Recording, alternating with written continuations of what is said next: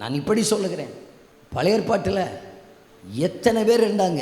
ஆபிரகாமை பார்த்து என் சிநேகிதன் என்று சொன்னார், மோசையை பார்த்து என் தாசன் என்று சொன்னார், தாவீதை பார்த்து என் இருதயத்துக்கு ஏற்றவன் என்று சொன்னார். புதிய ஏற்பாட்டு காலத்தில் வாழுகிற நம்மை பார்த்து பிள்ளை என்று அழைக்கிறார். ஆகையினால நம்ம தான் மற்ற எல்லாரை விட நம்மை என் தேவன் ரொம்ப நேசிக்கிறவராக இருக்கிறார்.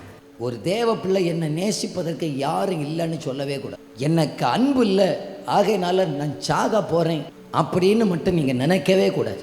எந்த காலத்திலையும் நம்ம நேசிக்கிற ஒரு கர்த்தர் நமக்காக ஒருவர் இருக்கு. இன்னைக்கு நிறைய பேருக்கு அன்பு இல்லாததுனால சாகணும் சாகணும் சாகணும். உங்களுக்கு ஒன்று சொல்லுகிறேன், இந்த உலகத்தில் உள்ள எல்லா அன்பும் மாயை அப்படிங்கிறத உண்மையான தெய்வம் ஒரு கட்டத்தில் நமக்கு காட்டி கொடுப்பார். ஏதோ ஒரு கட்டத்தில் உலகத்துள்ள அத்தனை அன்புகளும், பக்கத்தில் இருக்கிறவங்களுடைய முகத்தை ஒன்று பார்த்துக்கிடுங்க, அவர்களையும் சேர்த்து தான் சொல்கிறேன், எல்லா அன்பும் மாயை. எல்லாருடைய அன்பும் குறைந்து போகும். எல்லாருடைய அன்பும் குறைந்து போகும். பெற்றோருடைய அன்பு குறையும், பிள்ளைகளுடைய அன்பு குறையும், கணவனுடைய அன்பு குறையும். சரியாத்தான் நான் சொல்கிறேன். என்ன ஸ்பீடாக தலையாட்டுறாங்க.